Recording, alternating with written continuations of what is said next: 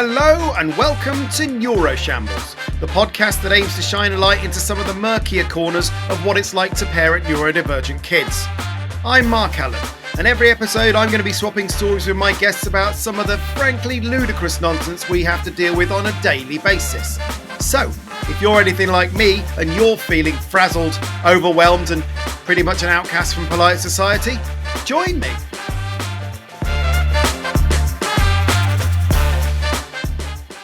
Hello and welcome to episode 15 of Neuroshambles. As ever, thank you so much for continuing to support the show by listening and also sending in some really lovely messages. I had a nice one from Lucy in response to the Navigating Emotions episode, the previous one, where she said, I was driving my grumpy child to holiday club and I commented, "It's a bit chilly this morning." My child replied, "No, it's not. It's absolutely freezing." And I couldn't help smile, thinking of your conversation about extreme emotions. So thanks for making me smile in the middle of this madness and for making it okay to sometimes feel sad about it all. So thank you for saying that, Lucy. Genuinely appreciate that, because I wasn't really sure how that particular episode was going to go across. Just talking about my emotions, a little bit behind the scenes information for you. I always kind of play every episode to Tam before I release it, just so they can have their feedback and kind of edit anything out that they're not particularly happy with, or they can correct anything that I might have misremembered. It happens sometimes. And this particular one, Tam said, "I really liked the episode, but I didn't like you talking about all the sadness."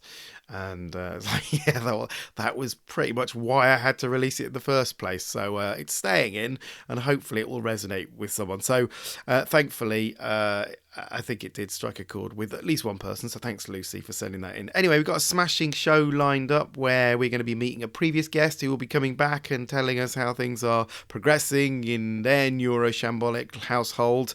We'll also be discussing a new topic of the week, one which is particularly triggering for me. So that'll be another one to get off my chest. We'll also have some neurodiversity champions, some tiny epic wins, and of course, some what the flip moments. So strap in and let's go.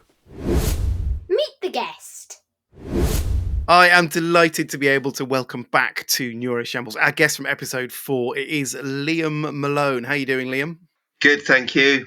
So obviously we talked to you about your setup in episode 4, but for those of our listeners who haven't yet kind of been introduced to you and your gang, just tell us a little bit about what neurodivergencies you've got going on there.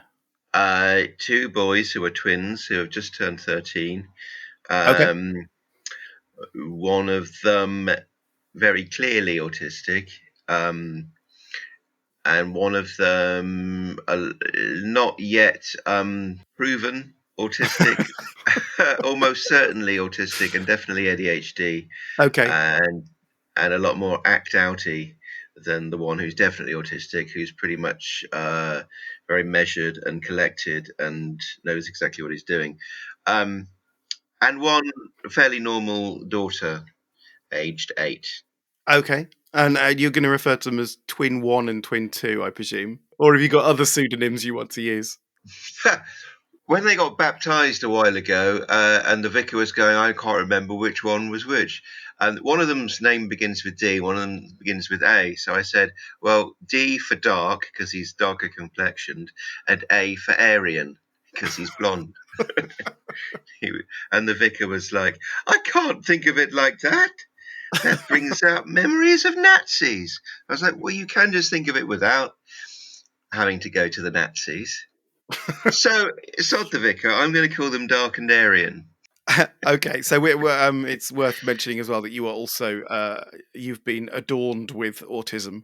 Yes, and I'm just at the moment pursuing my adult ADHD debris, because obviously these days everybody claims to be ADHD. It's the latest thing, but I need to be certified ADHD so that I can actually get the medication, because I'm just incapable of doing anything just lately. And I stopped drinking 6 weeks ago, which you might have thought would make things better, but it's made everything a lot worse. Oh, okay. So Yeah, I don't recommend it. Stay pissed, kids. Where are you in the process of diagnosis? Well, I'm just trying to find somewhere that'll because most of the places that will diagnose you as an adult, it's ridiculous because these days, because the NHS has given up treating depression, it's just thrown in the towel. So now you just go to the doctor and say, "Oh, I feel a bit sad," and they go, "Oh, here's some pills. Here's some really powerful antipsychotics that'll knock your fucking head off." Um, Whereas you go to the doctor and say, "I think I've got ADHD," and they're like, "Don't believe you." I don't believe you, and we don't even begin to have the resources to find out whether that's true or not. So take yourself off to an overpriced clinic, and we'll see you in 6 months. Yeah.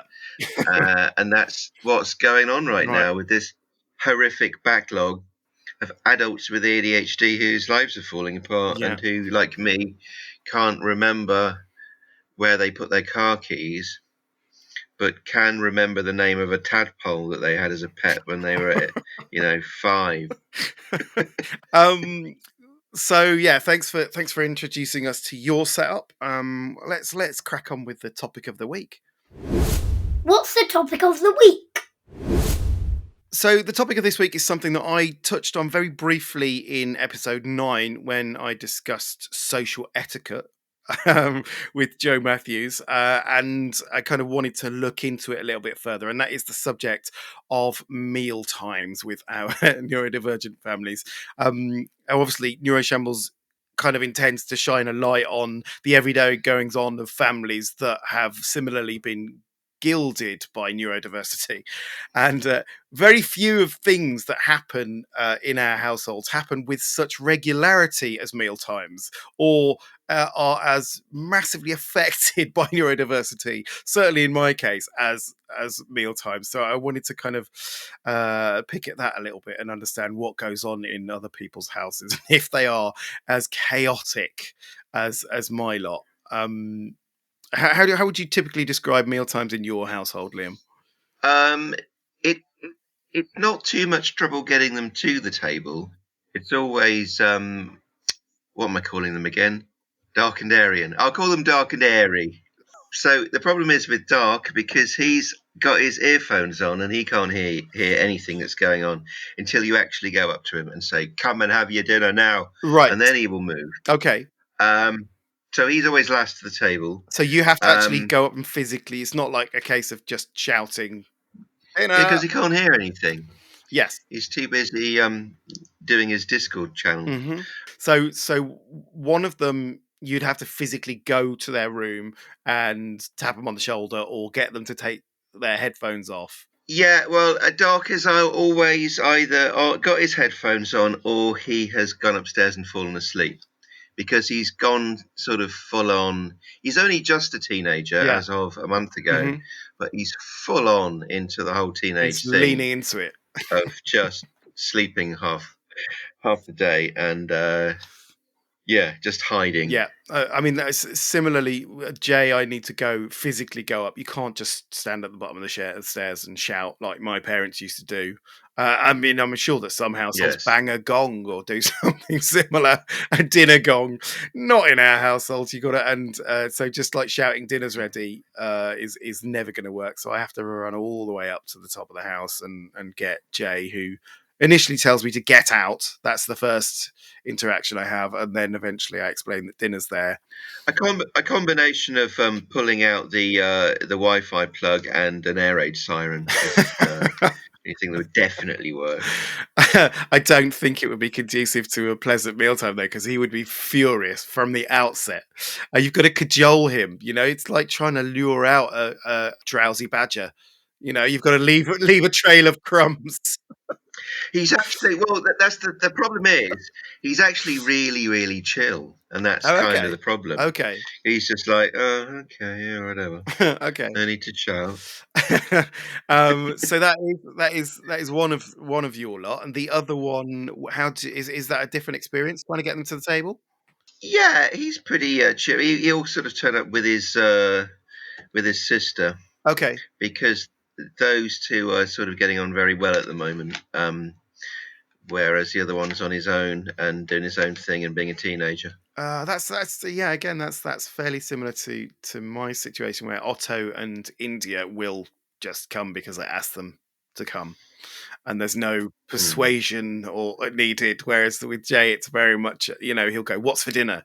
I have to talk him through the menu, explain what the specials are, Oh, all of oh, that really? before and he'll also say, immediately just go, "That's disgusting." It's like, well, that's what dinner is. Can you come down?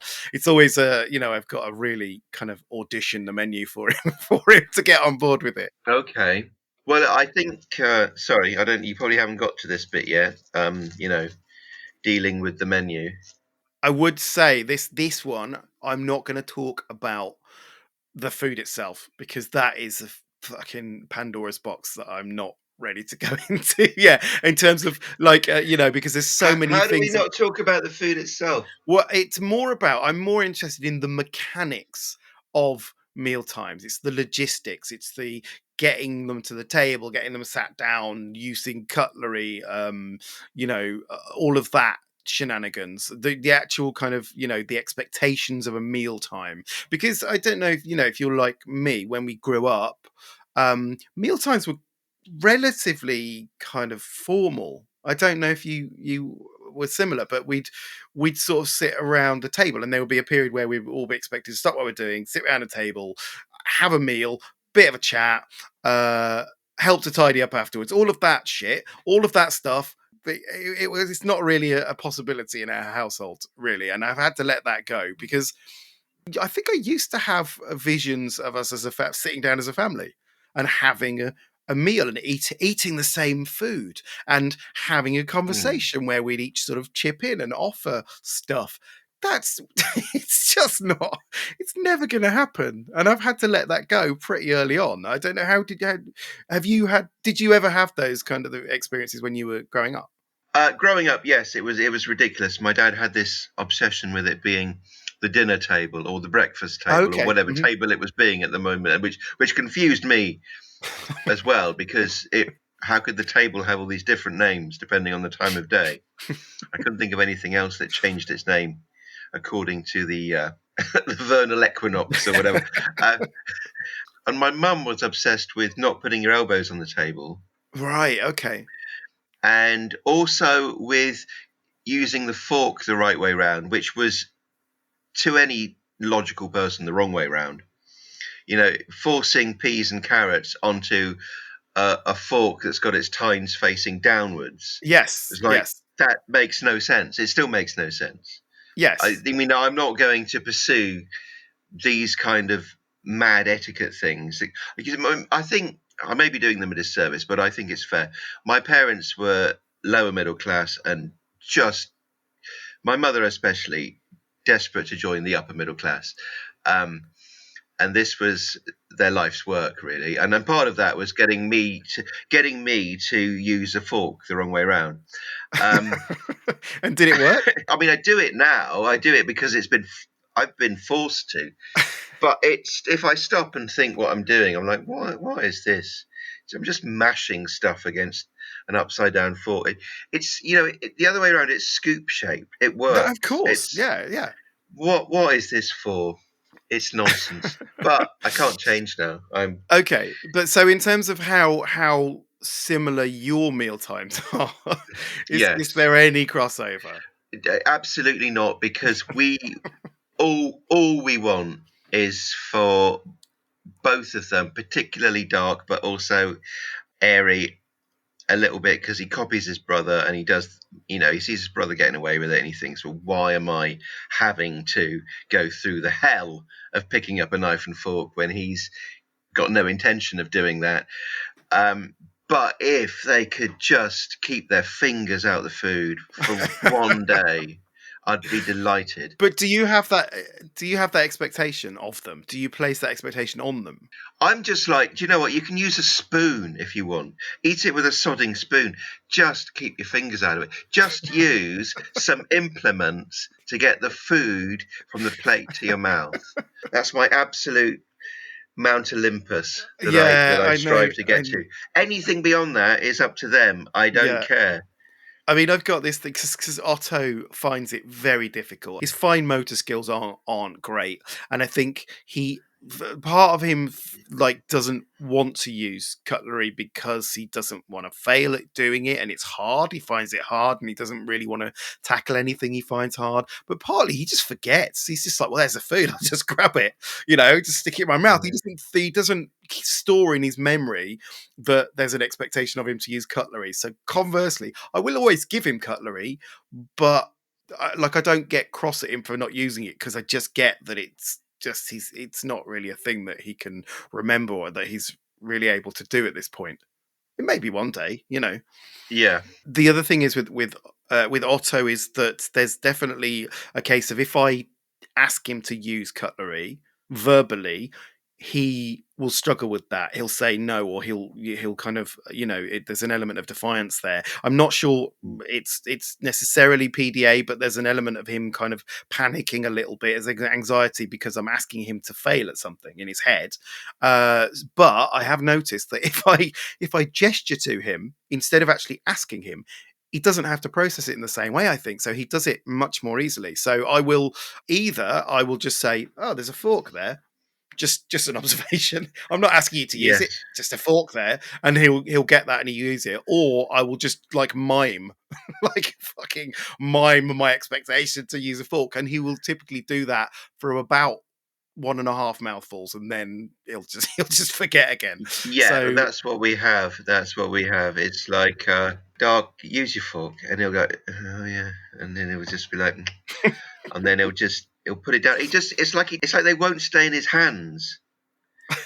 It's it's not like defiance, though, is it? I don't think it's defiance. it's It's not not like defiance at all. He just doesn't. It just feels so wrong to him, and he's just like, oh, stick my fingers in it. I think also because I think he's probably also ADHD, and that's just you know reliant on sensation. So he probably does just want to get in there and experience the food from with all guns firing. Really, it's just it's just it. What annoys me about it is well, I annoy myself more than they annoy me because I find myself saying the same crap things that my parents said. And I think I'm saying them from like a nicer place, but it still does bring back quite triggering memories. yeah, you catch yourself doing it sometimes and go, actually, why am I fighting this battle? I don't actually care what way the prongs of his fork are facing. So I did find myself saying to Dark, I said to him, do you think you might want to have a girlfriend sometime? And he sort of stopped, and I could tell that he had been thinking about that. And I said, because I think you may struggle if you go for lunch with someone and they see you, stuffing spaghetti bolognese in your face like a cave person. How did he respond to that? He just looked Oh, quite cross. He doesn't fly off the handle. He used to, but he just went. "Ugh." ironically, like a cave person. I'm trying to think. I'm thinking of the rejection that's miles down the road if he doesn't just Use a fork. the very basics of civilized Yeah, I know. living. I am trying really hard not to project too far ahead with any of my kids because it's like it's slightly overwhelming to think to imagine that they will be in a restaurant at 30 and the meal will come, the lobster Yeah, beef yeah, will come, and then they'll just be fisting it into their face. I can't. I have to have some sort of faith that at some point, um, they will learn to adapt a little bit more. So I've got to sort of pick a sort of more narrow objectives, I guess, and let's start out with reminding them that there's a fork there and that the expectation is they'll use it, but there's not a demand on that. Jay is much better at using cutlery, but he does favour food that he doesn't have to use cutlery for. So spaghetti, he'll use a fork, and he's all right at that. He's also weirdly attached to certain cutlery as well. okay. He is deeply attached to a specific spoon, so much so that he lost his shit at me the other day because I dared to give him breakfast with the wrong, what he perceived to have been the wrong spoon. It wasn't the wrong spoon. I know what spoon it is, and I made sure that that was available. I even washed it up, right, to make sure that it was available. And for whatever Yes. reason, he was dysregulated by everything else, and he just lost his shit when it's the wrong spoon. So I then brought out a parade of spoons to show that it was exactly the spoon he wanted. Now, the problem is, I would Yes. love to have a lot of these spoons available, but this is one that he nicked from Pizza Express. Okay. So it's not like I can go out and buy 10 more so that we never have this issue. We have one of these spoons, and there's always the fear in the morning that I'll open the cutlery drawer and it won't be in there. But, oh, fuck. I'm now going to have a massive battle on my hands to convince him to use what he considers to be a substandard spoon. There's definitely a sensory thing about, I don't know, is it a sensory thing about the right size of bowl or the right shape of bowl or the right type of spoon or the right type of fork? And it's not, with Jay in particular, it's not a case of like, well, that one's not available, so I'll just settle with that one. It's like that, that one's not available, so I will not eat. He's literally done that before. He's refused to eat because the right spoon's not available and gone upstairs. So I have to like go on a hunt for it. Okay.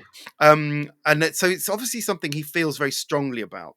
I don't have any kind of issues with Otto or India about that kind of thing, but it's just another battle I have to face. And I think part of it is that meal times for my kids, it is a time of transition which they find difficult, and it's breakfast in particular that it sort of manifests itself. Is that the same with your lot?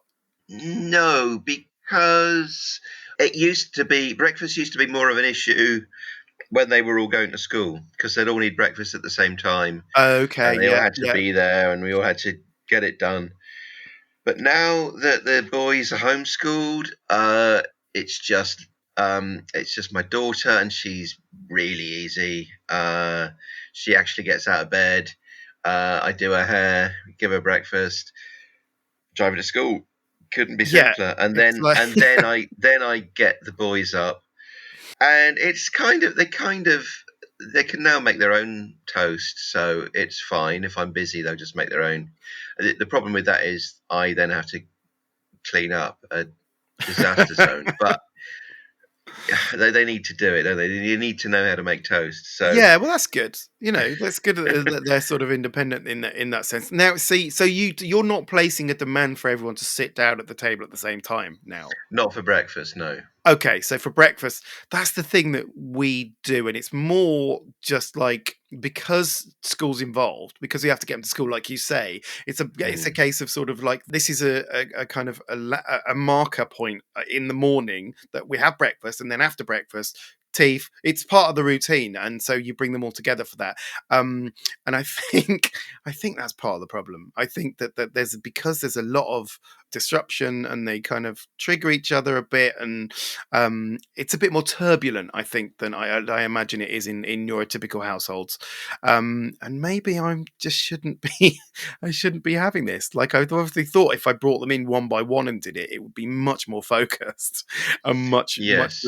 less kind of aggy. One of the other kind of major issues with meal times, all meal times in mine, is that ADHD appears to present itself incredibly strongly at meal times. They cannot sit still. They cannot sit down. Like Yeah. Jay sort of sits almost side saddle or crouched in his chair. Otto very often standing on the chair, literally up. So he's holding whatever food he's eating in his hand and standing up on a chair while spraying food over the rest of them. And I'm just like, oh, this Yes. is an absolute fucking shit show. And then into India, sort of generally kind of cracking on with it. Yes. Typically, but will often need to get up and go do something. Um, and I very often they will just like Jay will be spinning as well. That happens sometimes that he'll be standing up and he'll be holding a chicken drumstick and spinning round. Um, Yeah.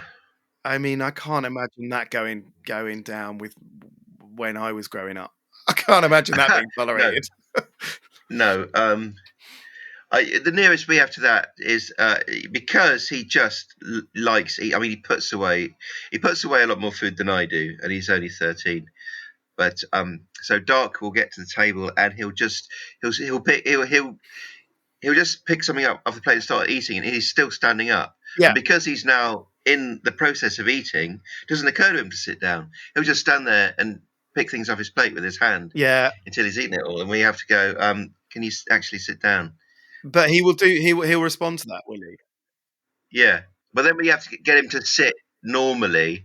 And up until today, where the wife got a handyman in to fix lots of things, we had a table that was on like a 40-degree tilt. So everything was sliding down the table towards the boys anyway. That's why he's eating so much. Yeah, but given their normal clumsiness, we now had a situation where the slightest knock would just send everything flying. So we've just had like, milk, casserole, ribena, everything just flowing in rivers down the table. Um, and the whole thing has just been a complete chimps tea party because they even when you can get them to be still, one of them will be sitting weird with his knee up against the table, like he's in a teenager kind of way, and just Yeah, yeah. pressing against it, and the other one will be he'll have the jitters, and he'll just be banging his fork on the table or something, and sort of rhythmic. Probably, until you tell him, can he stop that? He'll go, oh yeah, I was doing that. But all these things will just make everything fall over, and yeah, with this table that the wife insisted on keeping because it was her grandmother's, but it needs to be chopped up for firewood. But now, bad medicine, a handyman has been hired, and he's actually sort of nailed it back together. So we're stuck with it for another 5 years, I think. Yeah, I mean that tapping on the table is something that definitely resonates because Otto, part of how he regulates himself is drumming. He loves drumming. Mm, He's got like real rhythm, and he's kind of learning the drums, and um, he does that on the table all the time. And the problem with that is that massively triggers Jay and India, who just kick off. So as soon as he starts doing it, it's like won't take long and they will kick off, and then all of a sudden he gets massively emotional about it because he's been told that he's not allowed to do the thing that makes him feel better, right? The stim that he's using to kind of make himself more regulated. Jay's now yes, dysregulated and he's screaming at Otto. I'm just like, can we just have some yes. breakfast, guys? Can we just eat the cornflakes and then get out the kitchen? Oh, there's another huge difference between breakfast when I was a kid and breakfast now. We had at most at any given time two choices for cereal. We always Yeah. had Weetabix, and then we'd have something else. Maybe cornflakes. Maybe if it was super special, Shreddies. Maybe if it was super extra special, the original version of Golden Nuggets. Um, but now they've got like 13 things to choose from, and Yes, so yes. it takes them a good 10 minutes to go. I don't know. And then they'll just reject all of them and go. I have some toast. There was a thing with Otto, right? I noticed this every breakfast when I asked Otto what he wanted for breakfast, he would panic and he would start like he was literally crying because there were too many things to choose from. He couldn't Yes, handle the choice because asking him to choose between something, he regrets it if he chooses what he perceives to have been the wrong thing. He would, and so every morning would start with him in tears because he couldn't choose breakfast. And then I worked it out. It's like, why don't we just do a timetable? It's only for him, right? mm, And I basically sat him down when he was completely fine and completely happy and went, what are your favorite things to have for breakfast? Great. List of things that he likes. Brilliant. And then I just put it in a timetable. It's like Monday, you have Weetabix with honey. On Tuesday, you have Shreddies. As soon as I presented that to him, he'd come in, look at what it was that day, pre-vetted it, so he's happy with it anyway. And then we wouldn't have yes, any of the nonsense, and it right. instantly solved the issue. It was insane how quickly it sort of changed the vibe of breakfast. That is creating a real sort of Sheldon Cooper personality, though, isn't it? It's like it's Tuesday. Why are we having Chinese? Well, yeah, but the thing is, as soon as that timetable is there, he doesn't really follow it now. But knowing that it's there was the thing that kind of got him over this sort of anxiety. Whereas now Yeah. he will go off menu, and we very rarely look at it now. But it's just knowing that there was a plan, I think, was enough for him to kind of be able to get over that.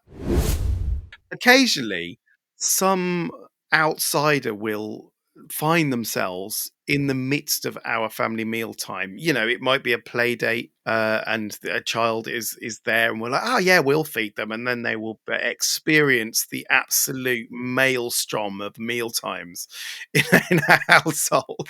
It's happened once with with Jay's friend.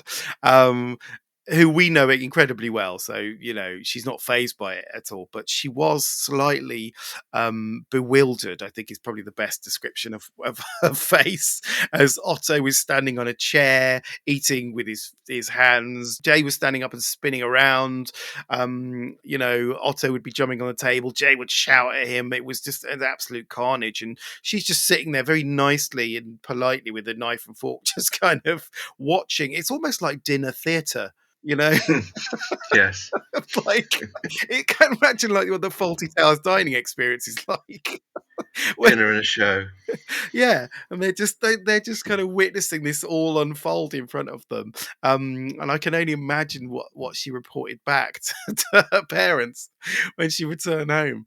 Do you have that? Do you have outsiders kind of come in occasionally? I'm sure we do, but I think it's because they're quite independent now. If the kids have friends over, they'll probably actually make something for their friends. Right. Okay. Nice. They'll just, raid the store cupboard with their friends. And you keep out of it, I Um, guess. yeah, Yeah. No. I tend to because one of them has a lot of friends round, and the other one doesn't really have any friends, Hmm. and is a bit of a worry.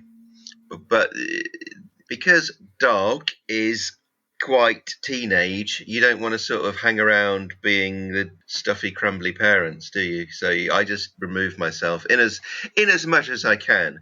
Yes. Then conversely, you're stuck with cleaning up the detritus afterwards, which is Yeah, but I mean, he has got some pretty good friends. I do quite like his friends. They sort of care quite a lot about him, okay. and they're more or less sensible. If they were more sensible, I'd be quite worried about them. But no, it's pretty good actually. So we don't really have that because I know that. I mean, they probably do think he eats like a gorilla because he does, but you know, they're friends with him, so they need to deal with that, don't they? The table manners in particular is a thing with Otto. His table manners are dreadful. And when I say table manners, it is, you know, not just using cutlery, but it's just like talking with his mouth full or shoving too much food into his mouth in one go. He absolutely hoovers up food. He just shoves it all in his mouth, but he also can't sort of stop himself from wanting to talk. So he's talking and all this food is going everywhere. And again, that really triggers Jay and India. He's just like, your food is now on my plate via your mouth. It's disgusting. Can you stop it? Yeah. And and Uh, I have to sort of tell him, like I have to remind him of the process of eating, of saying, finish one mouthful before you put more food into your mouth. It's like I have to yes. constantly remind him of the process of how to eat. Otherwise, he'll just get carried away and he'll shove it all in, and then like it'll be too much. And yeah, Yeah. uh, That's brought back memories. My mother used to do that with me. She used to tell me how many times I should chew it, oh and I actually had to count. And I was like, "Oh, this is boring." yeah, For someone with ADHD, for whom normal life is quite boring anyway, yes, it's like I can't have a conversation and not look at my phone. And it's not, and people think I'm being rude, but actually it's because the conversation I'm having with you is just filling up this part of my mind. And all this is a gaping, terrifying void, and I have to put something in there as well. that's a Um, really good way of articulating it. Actually, that's really interesting. It when you when you put it like that, and which is right? because again, my kids when they're eating, very often need to read something like Yes, comics or do something. yes, Jay in particular does that, and I think that's an ADHD thing. You're right, sort of like filling this yes. void of like I'm eating. But then sitting there still and counting your chews, I mean, that must have been torture for me. I know it was torture. Yeah, I mean, I'm not at the point of getting Otto to count his mouthfuls, but I did wish that he was a little bit he was didn't need to be reminded to do that, I guess. And because the other thing is that when he's finished a meal, there is food fucking everywhere. Right? It's like if I move Otto's plate, there'll be a perfectly neat circle of clean table around it, and then just like like food spatter. It looks like a Right. crime scene. You know when they move the Yes. body and you can sort of see the crime scene via the blood spatter. That's Right. what his post meal situation is like. And he wipes his hands on himself as well. That's the other Oh, thing. that is I've got. yes. They both do that. They both do that, and it's just and it's gravy and Is it an age thing? I don't like genuinely. I don't know. I can only go by the fact that it doesn't feel like they should still be doing this at 10 and 8. And if we have other people over, or I observe other people's children eating, it's like, no, they don't do that. It's not a thing. Right? If they've got stuff on their hands, they're like, oh, I need a wipe, right? We have wipes literally on the table, but they're just like, oh, what do I do? Oh, I'll just fucking just do it all over myself. yeah. Um, Well, Airy is it's either annoying him, like he's either like the Princess and the Pea, where the tiniest bit of muck is like, oh, get it off me, yeah, or it could be slathered and doesn't give a shit. One or the other extreme, depending on what setting his brain is on yeah, at that time. But Darko, I should have called him Darko. Darko is just he is just he doesn't care. He doesn't care how much crap is stuck to his face. no. Um, And you have to catch him before he goes out the door. Certainly with Otto, it's like if I don't stop you leaving now, you've got shit all over your hands and your face, and it's going to be on the walls. It's going to be on the carpet. So I have to. It looks like I fed him via a cannon. yeah, yeah. Just Well, like Darko, because he reached puberty and shot straight through like a bullet. He's sort of got the beginnings of a moustache just here, okay, so it looks even worse that there's stuff stuck all over it. It's like you look like you should be old enough to not do he's that. got food trapped in his beard at the age of 13. Yeah, Yeah, and the other thing we have as well is constant, like almost every meal, water is spilt. Do you have that? They get have a drink, right? And I would imagine in a neurotypical family, it would happen, once maybe every month or so that mm, pretty much every mealtime, water is spilt over the table, and then it's just this massive upheaval because there's wild gesticulations anyway, and there's sort of a slightly kind of reckless use of limbs. So something's going to get knocked over, and it ends up creating this massive kerfuffle. yeah. Now that the table's been nailed back together, it's less of a deal. Sometimes we do manage to go spillage free. There's always a fair amount of stuff on the table. What is most disgusting is the state of the chairs, Oh and yeah. we're just blind to them. But every now and then, someone points out that our seats are just absolutely like just a swamp, an absolute mephitic plague pit of filth. The And people refusing to sit in them. like people come around, just like like I have people around to look at. They might want to buy a car, and I'm just making them a cup of tea, and I just go, "Oh, do you want to sit down?" And I don't, because I'm blind to. I don't think I'm asking them to sit in shit, basically. And then every now and then I'll remember, and I say, "Sorry, the chairs are disgusting, but take your Take it or take leave your it, mate. choice, depending on how attached you are to the trousers you're wearing today. Make a decision."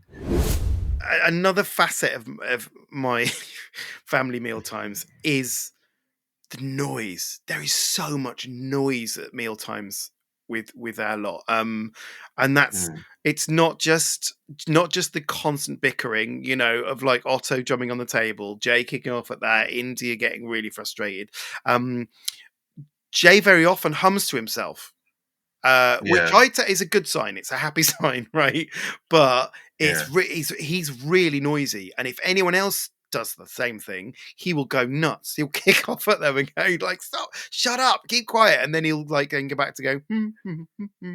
It's like, so you Yes. just sort of just let it go. I think just let that slide. But it is, it means that conversations are, well, I mean, conversations don't really, they're not really a thing around my dinner table anyway, to be honest. With the kids, they don't really do Well, you conversation. may find this changes a lot with the hormonal Okay. changes of because Darko used to be very noisy as well, but then he just became quite quiet and considered, sometimes quite surly. But he just wants to get on with the business of eating, really. Yeah, we see. I have. I mean, conversations don't really flow in the way that I imagine. And again, I might be projecting. There may be similar in neurotypical households, but Otto can't. He fires questions at people.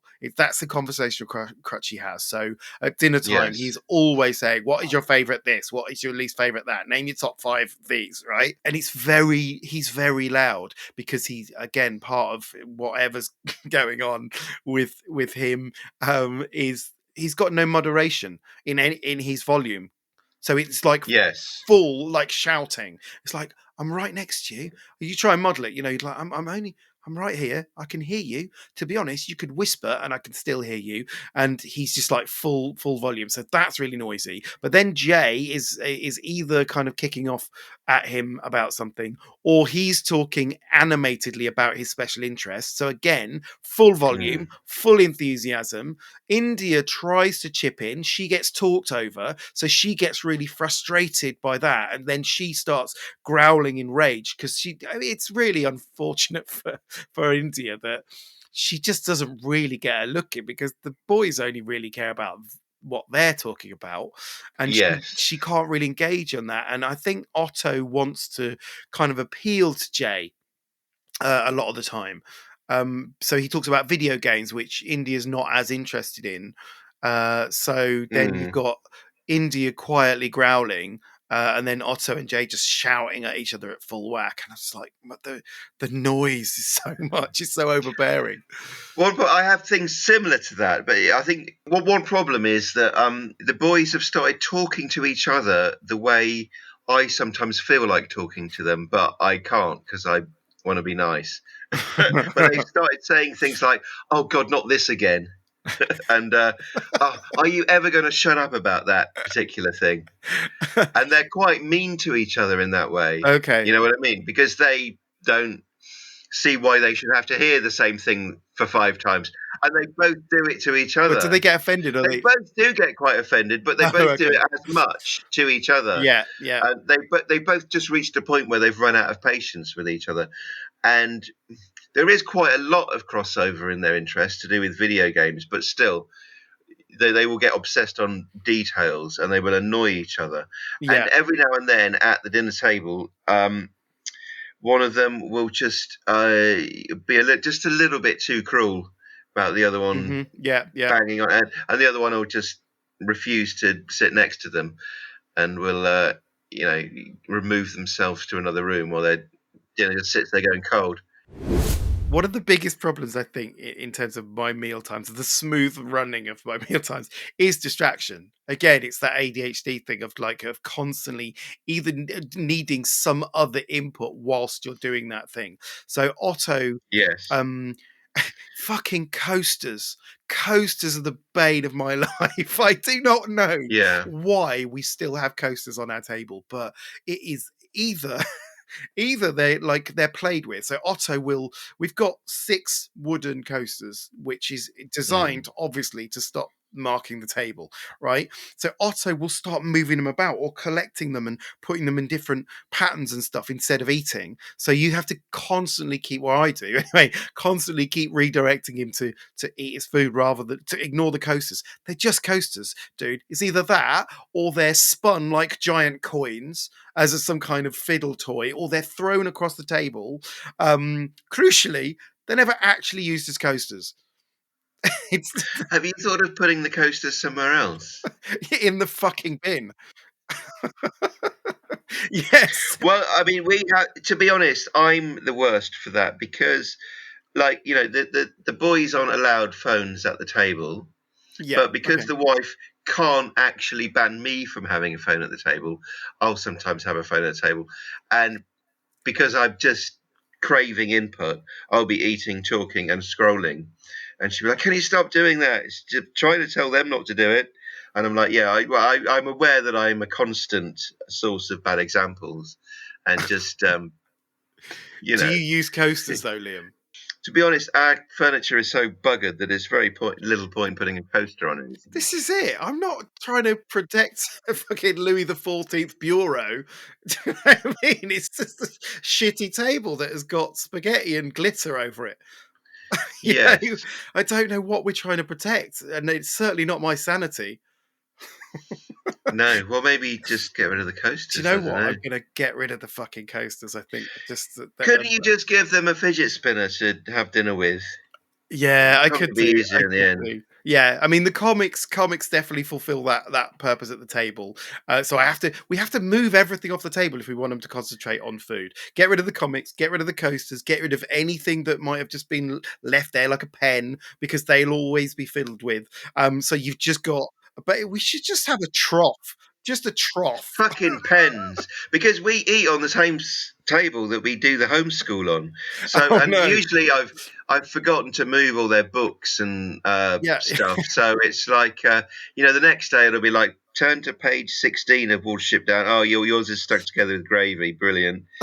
Um, but there usually be a couple of pens left from when we were Yeah, trying to learn something, and they will just dismantle them and destroy them, and they won't go back together.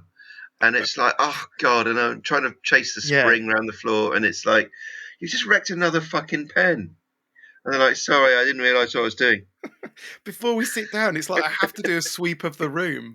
I feel like the fucking FBI. I'm like checking for bugs, make sure that like there's no distractions if possible, and they'll always find one. There'll always be something that they will have found to play Yes. around with. But distractibility is a big issue. Otto also does this thing where, and it's a routine now, and I don't know why, but when we sit down, he will sit down for like maybe 10 seconds and then he'll get up and walk out of the room. Like, where are you going? I'm going to the toilet. I need the toilet. Every Oh time. yeah, yeah, yeah. Well, actually, my daughter does that more than anything. She'll sit down and go, "Oh, I need the loo." No.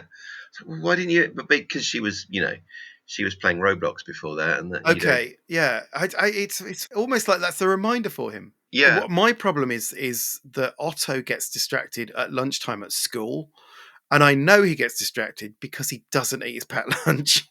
Or yeah, he'll eat the bits of the packed lunch which I know are really quick to eat, like the yogurt, or he'll have one bite of apple, and then he's just like, I want to go play football. So he doesn't end up eating, which, it's like I like the fact that he's got an interest and that he's playing football with his friends, but he's not eating. It has a massive impact on him throughout the day because yes. by the end of the day, he's starving and he can't recognize that he's starving. He doesn't know what's going on. He just knows he's super emotional.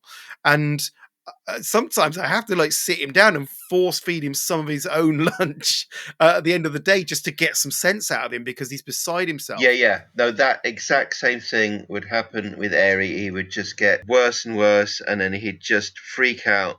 And at that point, he was just too dysregulated to eat, and so there was no way And was back. this because of hunger? Because Yes, it was was this because he got completely. distracted from his He food? was just completely hangry. Yeah, and then the teachers would get cross with him, and then it'd just make it worse. Yeah, yes, of course, But yeah. so many times the school said, "What is the way back when he gets like that?" And we just had to say, "There isn't one really. It will just get worse and worse until we come and take him home." One thing I was going to say in terms of school lunch, when they had school lunch, is it does not help at all that pretty much all schools have made lunchtime half an hour long now Okay, yes, yes.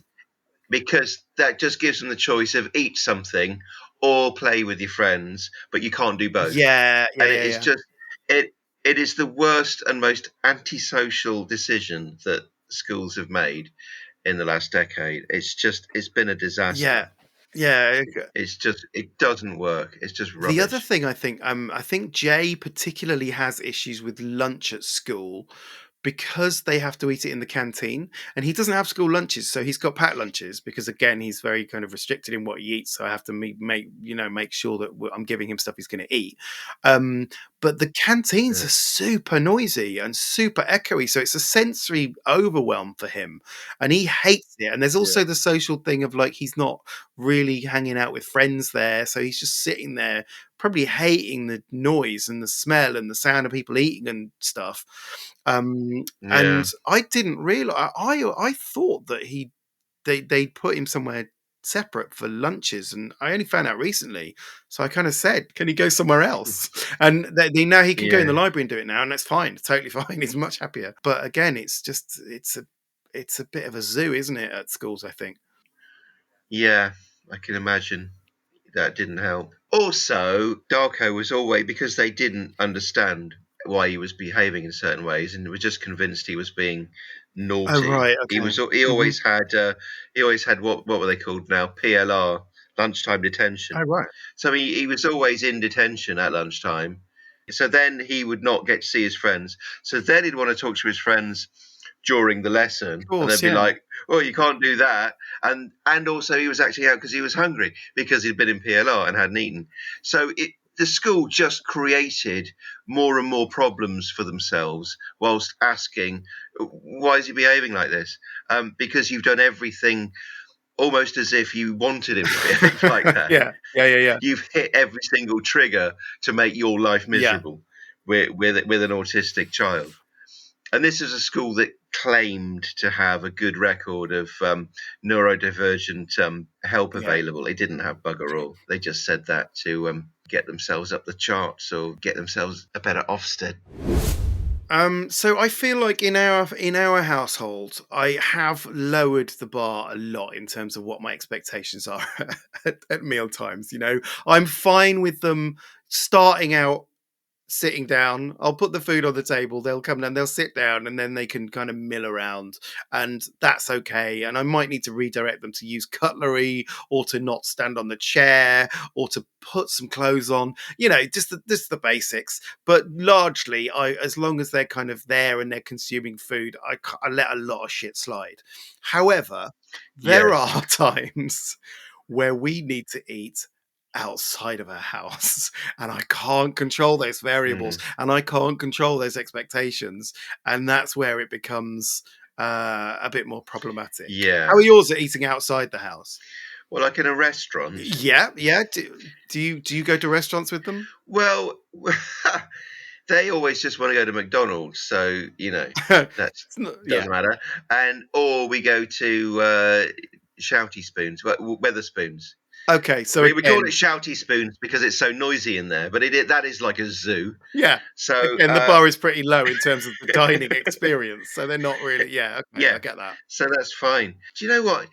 When I was young, because I grew up in the colonies, and my parents were always taking me to fancy restaurants, I did get a lot of no, your napkin goes there, and we start from the outside of the cruet and we work inwards, and but we're not living that life, so I I don't tend to put them in situations where they're going to feel Yeah.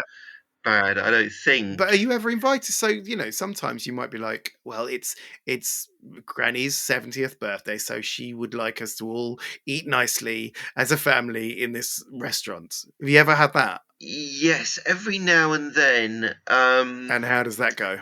I don't remember thinking, "Oh my god, this is so embarrassing." Okay, good, Um, good. it's one of those things where I feel like as long as I've made a show of not being okay with it, I think that's because I don't. Maybe I'm just self-obsessed, and I don't want people to think, "Oh, look at them being animals, and the parents don't even care." I think, well, there's no point repeating myself. I just said it once at the beginning of the meal, and now it's just. Yeah, you heard me. You heard me. I protested. But I think that's worse because when I'm with like kids and they're acting out, and the parents just in that really dull monotone go, "Don't do that, Charlie. Don't smack the back of that man's chair with your toy, Charlie." and they obviously don't mean it and they're having no effect, Yeah. that's even more annoying, because then you've got the child and the parent demonstrating what a shit parent they are. So I think I should probably just let them be monkeys and go, yes, I'm the monkey's parent. Yeah. Okay.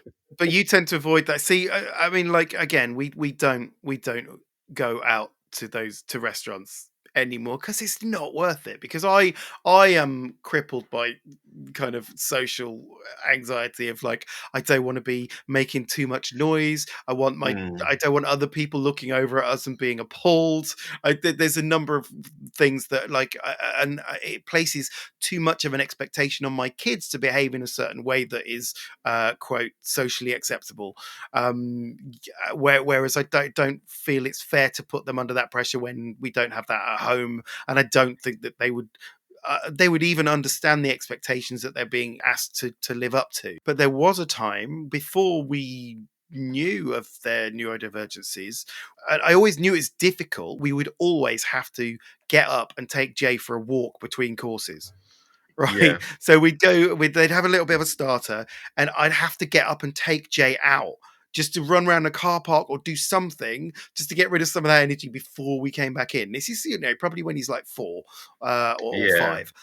Then we had one where it was my mother-in-law's 70th birthday, my ex-mother-in-law's, thankfully, 70th birthday, and she had loads of family friends and she wanted the grandkids there, so we had to go. You're obliged to go, right? And Mm, that was a fucking nightmare because I just ended up having to take Jay out, and we are walking up and down in London, like Stockwell Road, like a fucking horrible, busy, dirty, bustling road. I'm sort of walking him up and down because he cannot be in that enclosed space without fidgeting, without making noise, without grabbing stuff. And the old people don't get that. They don't want that at a birthday party. They were disapproving, and I was feeling this sort of the disapproval. So I was like, let's just take all of us out of this situation. So me and Jay are walking up and down. I'm just thinking, I could be having the fucking main course now. I'm starving. They've had like she's ordered a 40 quid bottle of wine. I could be getting involved in that, but instead I am walking Jay along a wall on a busy high street that's trying to yes. stop him talking to tramps. Well, that's I can't good. want to enjoy a meal. Sociable. Um, It's sociable but not preferable. I don't think it's necessarily age that is at play here either. I think that there's definitely an element of neurodivergency being the driver of that, because you do yeah, see, like I sit sometimes and watch other children of that age just sitting down yeah, yeah, yeah, and maybe coloring or maybe talking or eating or just sitting. Don't know with what they're thinking, what's going on in their brain. It's obviously, this in front of them is entertaining enough for them to not seek a way out, like it does with with my kids. Where like they have to kind of, they're done. They need to get out, and they will make it known, and they will be sort of yeah, yeah. jerking and trying to get But in away. terms of one thing I should say about going to a restaurant is I think we get away. I can't remember actually feeling embarrassed or oh god, I don't know where to hide myself because of the kids. And I think it's because, to be fair to them, they do have a lot of mitigating factors. Like they're really Hmm. polite, and they're quite gregarious, and they have quite a good Yeah. vocabulary. And if you were sitting on the next table and you couldn't see what they were doing, you wouldn't be annoyed by just hearing them. You know what I mean? You'd actually think, oh, they're quite nice kids. You don't see them, the food all over their face. You'd think, yeah, Yeah. this is Okay. this is okay. I could have been sat next to worse families. Yeah. I don't think many people leave a restaurant with that opinion of me and my lot. Yeah. It's those occasions where you're expected to sit down with neurotypicals that fill me with a sense of dread. Like I do feel keenly embarrassed by that because I'm aware of what that expectation is. And when my mum would have us over, my mum and dad would have us over for the weekend. My mum would want to do like, especially because it's a Sunday or whatever, would want to do a sit down meal, and It was Mm. I fucking hated it, not because I didn't like the meal, but there's an expectation on my kids that they can't fulfill. So I've gradually Yeah. steered them like they get it now. My parents are much kind of more understanding, and they're much happier to do buffet style.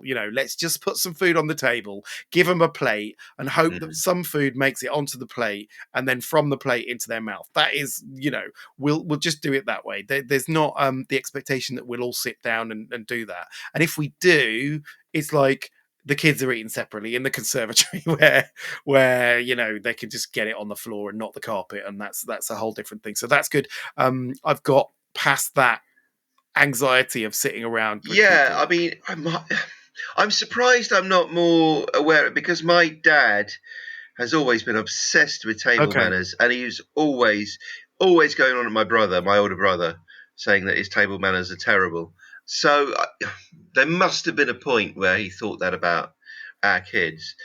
But think I think they get a lot of points in the fact that they'll eat whatever is made, Yes. because that's Yeah. that's what most parents are like. Oh, I wanted to make this, but your lot won't eat it, will they? And he won't eat this, and they will just wolf down whatever he's made. And I think that sort of fulfills a much more primal need in parents and grandparents, Oh that, no, totally. Yes. their food is acceptable, Yeah, and that they absolutely. are able to provide the nourishment, that they kind of willing to overlook anything else. Yeah, see, mine won't even do that. They'll Yeah. there's all kinds of kind of food rejection going on as well. So again, my parents are excellent at that. But the big thing comes when if we go and stay with another family, which we don't really do now. But then this is one that I referred to in the social etiquette episode, in episode 9, where we went to go and stay with a family, and they are an incredibly well mannered family, incredibly polite and well behaved, and um Mm. it's like incredibly neurotypical. And they sat down around the same table together and ate spaghetti, and it was like very stark, the difference between us. They should make a program like Rich House, Poor Oh yeah, House, and I like that. Neurotypicals v neurodivergence, and then you like what like wife swap, where you basically like swap out a neuro you swap out a neurotypical with a yes. neurodivergent, and then just see what happens. I don't think I'd wish that on anyone, though. To be fair, it's not fair on the neurodivergent, let alone the neurotypicals. It's not all rubbish. We've covered most of the facets of mealtimes with neuroshambolic families. Now, at the end of each kind of show, I like to sort of focus on some of the positives of this. I'm not sure. I'm not sure how many positives you can kind of pick out of meal times with Milo, because they're always a little bit more stressful than they should be. I guess letting go of expectations, because I've had to lower my expectations of what I expect from meal times, is is a win for me in particular. I think of just going, you know what, he can stand on the chair. I don't. That's fine, and he can spin around. That's fine. Let's just move the chairs out of the way and eat standing up. That's also fine. Let's Yeah. eat in the car. I don't care as long as eating's happening. I think I can take that as a positive. That is that I don't feel like I have those expectations on my kids that I had on me when I was a kid, or No. you had on you. Well, I think one win is the age that we live in, because you don't have the obligation of formal meals half as much as you used to. Also, a lot of food now is Yes. expected to be eaten with the hands, or with disposable cutlery, or is out of a bag or a container, or is eaten on a train on the way to somewhere. And it doesn't, people don't notice that you're not eating properly, because Yes. Yes. Yes. I mean, probably only about half of the meals that our kids eat need a knife and fork. So, I mean, maybe that's why they're still so rubbish, because they're not getting Yeah. enough Yeah. Yeah. Yeah. practice. Because, I had to hold the spoon properly having breakfast, and I had to make sure it was the right shaped spoon. I wasn't allowed to use like a soup spoon to eat cornflakes. Yeah, yeah, fuck that too. I mean, like the only stipulation on spoons is that whether Jay can tolerate it in his mouth. Oh, that was a thing that I remember. Some spoons tasted of Oh, metal, really? and I couldn't deal with them. Yeah. Like if I was feeling oversensitive, I'd go, no, that tastes of metal, that tastes of metal. And my dad would get annoyed because I was like licking all the spoons before I'd find one that I was happy with. And would you put them back in the spoon drawer? No, they'd get washed, but there was a lot of washing up, wasn't it? No one had a dishwasher in those days. That was an early sign of your neurodivergency, though, But right? I could really taste the metal, and it was quite Yeah, unpleasant. yeah. No, I can imagine. Yeah, Another of the positives is every now and again I will get to road test a neurotypical. yeah. I'll get a neurotypical over and have them over for a meal, and then it's like, fucking hell, this is so easy. I mean, there was once where one of the kids' friends was over, and I sat down with them, and the kids basically ate and fucked off because, again, there's no like, please may I leave the table. Do you remember that? Like, you had to ask to Well, leave the table. That's not a thing, is it? They're just fucking off. That's it. I'm done. my wife George made that a rule. She made that a rule. You've got to say, please, may I leave the table. And I always had that as a rule. And when she made it a rule, I was like, oh god, that seems a bit old fashioned. But I didn't say anything. So, but now they will jump down. They'll be halfway across the floor while saying, "Go leave the table," like some mashed together version of all the way. Go leave the table. It's just like a short shrift version of a ritual that has lost its No, meaning. because I'll be like washing something up or something, and they'll be eating, and I'll turn around and they'll be gone, and the food will still be there. Like it's like the Marie Celeste, Yeah. this warm food with no evidence of any humans having been engaged in it at all. But they've just decided they're off, right? I as do have to stay there until they've eaten a reasonable amount of it. Yeah. That's not a realistic expectation in our household. But there Right. was once where I was sitting down with a friend of one of the kids, and they all just fucked off, and it just left me with this child. Yeah. and and it was lovely. The conversation flowed. They were complimenting the food. It was like, dude, this is incredible. It was just such a stark difference. And like, they cleaned up their plates afterwards. It was like, do you want me Yeah. to put this in the dishwasher? It's like, yes, I do. I would love Yes. that. If you want to stay for a few days, that would be fine as well. So it's sometimes you do experience the other side, and it's appealing, but it's unachievable. So we can't Yeah. let that go. Yeah. That was supposed to be a positive as well. That It turned into was. like, oh man. Neurodiversity champions. So while we're on the positives, let's tackle some neurodiversity champions. Have you got any neurodiversity champions you wanted to kind of mention to us, Liam? Just all the staff of the children's ward at Torbay Hospital Paediatric Ward. Oh, Because okay. my son, the blonde one, Airy, he came off his BMX. He was because one thing they love doing, they both Yeah. love Hmm. BMXing, but one of them, Airy, came off his and broke his wrist Oh shit. on his the day before his birthday. Oh no. So he had to have and it was quite a complex operation that he had to have on his birthday. So you can imagine he was incredibly, and the one thing, because he was meant to be going to, because he's obsessed with theme parks, he was supposed to be going to Thorpe Park, Okay. but now he couldn't, and that was the only thing. He just kept, and you know how dramatic they can get, and he was like, "It's all over, it's finished, Oh. it's all over." So I was in A&E with him, just doing this whole, "It's all over, my life's finished, my life's over," and like other parents not knowing whether to be concerned or to find it amusing, because it is quite funny I mean, obviously that he was covered in blood, so that was the only thing that stopped them laughing, because maybe it really was all over. But then we should have been triaged a bit Yeah, earlier, it's true. Yeah.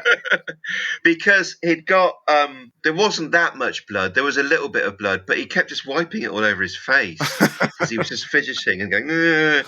Oh Uh, no. so he did look like he'd just stepped on a landmine. Um, But the staff at the hospital were the staff just exceptional. managed to, they just managed to find the many special ways of, well, obviously the huge amount of fentanyl.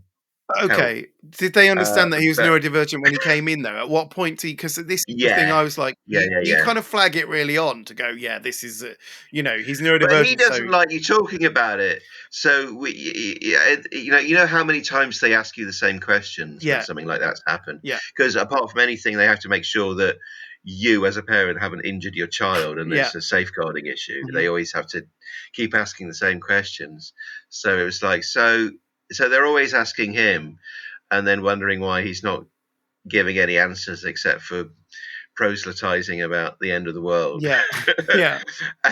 And then so I had to keep saying, "Oh, we do think he's autistic."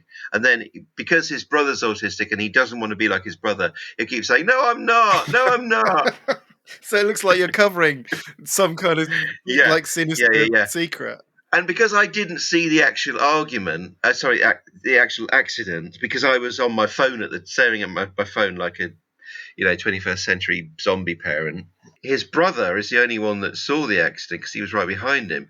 But his brother can't talk normally, so they're saying, "So what happened to your brother?" And he kept saying, "His bicycle betrayed him."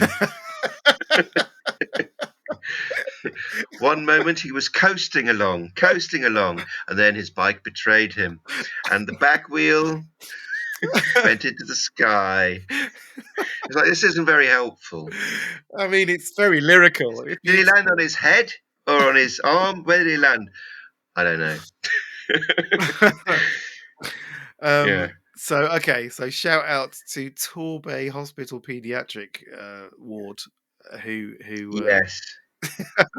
who took that all in hand and moved things over. Tiny epic wins. Okay, so tiny epic wins now. These are obviously things in a neurotypical family wouldn't be worth raising an eyebrow at, but in our families, they're pretty seismic victories.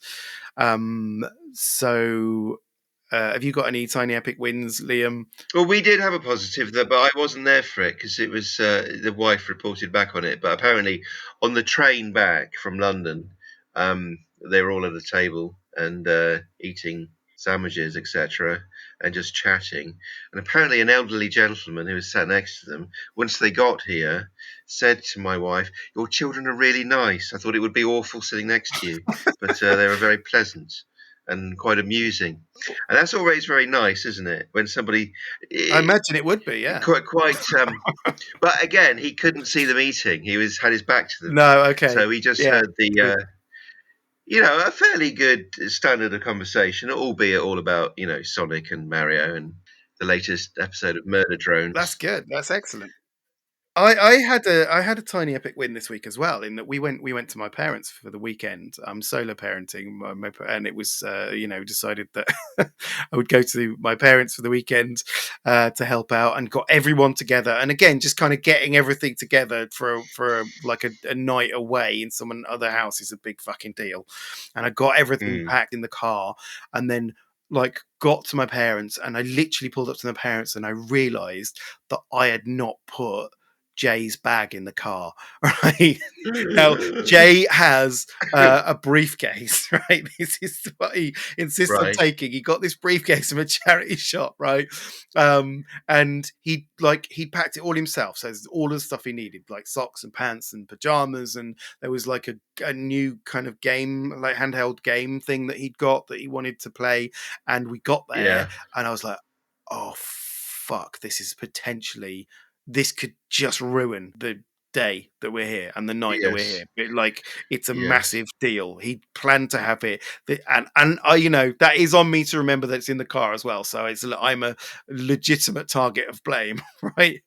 And Yeah. I sort of said, "Oh, I forgot your briefcase," and he paused for a moment, and he was like, "That's all right. I'll just wear the same clothes and I'll sleep naked." And I was like that for me, for him to be able to just problem solve that and not make it a massive deal. I It's astonishing that he was so kind of cool about it. He was so okay with it. Yes. That was such a massive win for me. I can't tell you, because that could have gone the other way, and we'd have had to go home. Like, it could have gone that far. But Yes. actually, it was like, you know, you can have my phone if you want to play games on my phone. We've got, you know, we can improvise around this. But to have got over that without it absolutely ruining the weekend, I'm going to take as a massive win. What the flip?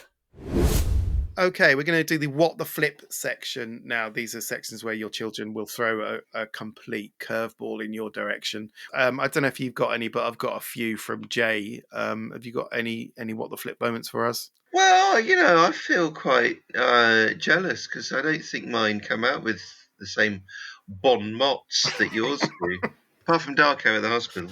Yeah, that is beautiful. Actually, the description of a bike betraying him is amazing. Yeah, that's Yes. a good one. I've got plenty, so that's fine. I got Jay the other day, not related to me forgetting his briefcase, but Jay the other day went, "You have as many brain cells as a spider's abdomen." Right. Right? It's like, Good. which That's good because that is the thinnest bit of the spider, isn't it? I mean, I'm sure there's some I scientific. mean, that has the least cells There you go. So he's of any really. kind. So there's a lot. There's a lot in that. There's that probably that wound should have cut deeper than it did at the time if I'd have actually looked into it. Yes. Another one was that his iPad, which he is very important to him because he kind of watches gaming channels on YouTube and he plays games on it and stuff. It's very important for him regulating, and it stopped charging, and he lost his shit, and it was a major deal. Like, understandably, he had a massive meltdown and started kicking off. And I was like, well, let me see if I can fix it. You know, I'm pretty good at these kind of things. Just give me, let me have a look at it. And he's like, oh, okay. He let me take it away, and I took it away, and I'd fixed it, and I brought it back and sort of knocked on the door tentatively and went, I've managed to fix it, Jay. And did he say thank you? Was he grateful? Fuck no. No, he went, I'm imagining no. he took it and he went, finally, I have a substitute for a happy childhood. Yeah, that's just annoying. Like, oh, okay. I mean, I get where it's coming from, but come on, man. The other what the flip moment I have was that Tam was going away for a week, hence the solo parenting, and Tam, I think partly just for a joke and to see the reaction, but Tam went, "Will you miss me, Jay?" And he went, "I probably won't notice you're gone, to be honest. I don't pay attention." Yeah. Yeah. Gives you a warm glow, doesn't But it? then he did, to be fair, he did also ask sort of 5 days in, "Where's mummy?" So so he didn't actually take on board what we told him repeatedly, but he did actually notice that they were gone. So that's useful. And then the other what the flip moment I had is that I went, this is with India. India doesn't often feature in what the flip moments, but I went to pick her up. India, as we kind of covered in a previous episode about clothing, has real issues wearing coats. It's a sensory thing. She hates wearing coats, and I picked her up from school, and she was wearing a coat.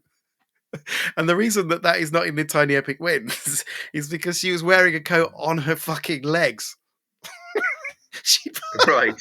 She put her feet in the sleeves and was holding it around her waist and was walking around like they were kind of waders or something. Okay, so that's it for this episode of Neuroshambles. Firstly, Liam, thank you so much for coming on and joining us again. Thank you. Telling us about your neuroshambolic lifestyle. It's a treat to hear. Always a pleasure. What I will also say is thank you, massive thank you to the audience for tuning in and for continuing to listen and spreading the word. As ever, you can follow us on Facebook, Instagram, Reddit, and Threads. And if you've got anything you want to feedback or any suggestions for other episodes, you can email me at hello@neuroshambles.com. And the final thing that I will say is have a nice life.